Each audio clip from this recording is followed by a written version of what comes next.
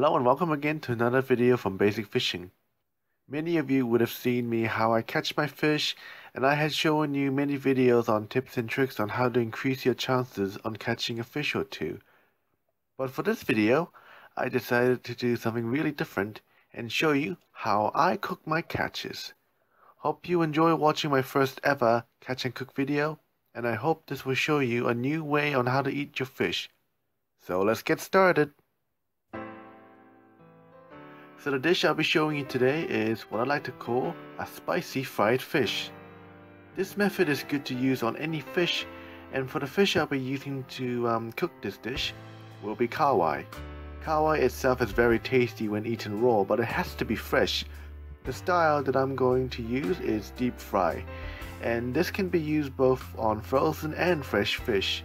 And I had a few frozen fish that were sitting in the freezer waiting to be eaten. One thing that you really need to do with fish that has a lot of blood, such as kawai or trevally, you really need to bleed them. As you can see, this is what a fish looks like when the blood is completely removed. It is white and clean. If the blood wasn't removed, it would have been dark and dirty, and not to mention very smelly. To start things off, I remove the pin bones out of the fillets so that I don't run into any bones when I eat the fish. After that, I sliced them up into small nugget sizes. I found these sizes were good because they weren't too big nor too small, and they will cook pretty fast. Then I got myself a plastic bag which I put the fish in, poured a good portion of half a teaspoon of ginger powder and white pepper inside with the fish. The ginger powder will reduce the fishy smell as well as add flavor. I then added a few tablespoons of flour into the mix and shook the whole thing until the fish was evenly coated. After then I started to make the batter, which I used 3 eggs, 6 spoons of flour, 1 teaspoon of salt and a bit of water. Although you can use soda water if you wish to have a crispier batter. I used the whisk to ensure that the batter was running thick and smoothly. And this is how I like my batter to look. It is thick and runny, and by making the batter this way, it will stick really well to the fish, as well as crisp really nicely when fried. For the deep frying part, I used a non-stick pot, which is ideal, especially when you don't want to leave any mess on your pot. I then placed the heat to the max and waited until it was hot enough to cook. To test this out, get a small drop of your batter and see how it reacts to the oil. If it's reacting like this, then you know that it is ready to use. After that, dip your coated fish pieces into the batter and drop them into the pot to fry. You want to fry your fish until it reaches a golden color, and I usually leave it to swim in the frying oil for around 5 minutes.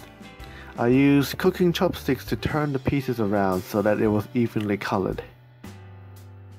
After 5 minutes of cooking, not only did it look golden, but also looked really crispy.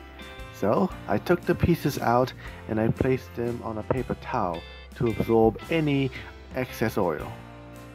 To be honest, the fish tasted really great and the batter itself was crunchy and flavorsome, and I was more than happy to eat it as it was. Maybe as a fish and chips dish, but that is not what we're making today, so onwards with the dish. Next, I needed to make a sauce for this dish, and to start this off, this is what I used.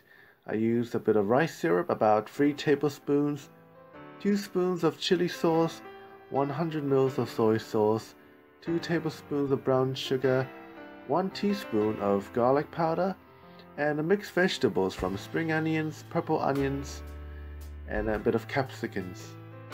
Now I heated a pan and I began to reduce the sauce to enable it to become more thicker and the flavor more dense from the reducing process. As you can see, the sauce is slowly turning thicker and thicker. I reduced the sauce around 12 minutes because I had a lot of liquid content in the sauce and I wanted it to be as thick as possible. And after that was done, all I did was poured all the fried fish and mixed it all over the sauce. And the amount of sauce I had was perfect. There was just enough to coat the fried fish and not too much sauce where it would turn the crispy batter soggy. After that, I poured everything onto a dish. This is optional, but I decided to add a bit of nuts for an extra crunch on my meal. And the dish was done. I was very happy on how this dish turned out. It looked great and I enjoyed eating this dish, but the only problem I had, it was really salty. So next time I need to reduce the amount of soy sauce to avoid that problem. I hope everyone enjoyed watching this video, and for those who wish to see more fishing videos or videos like this, please leave a like and don't forget to subscribe. Again, thank you for watching this video, and I hope to see you guys next time.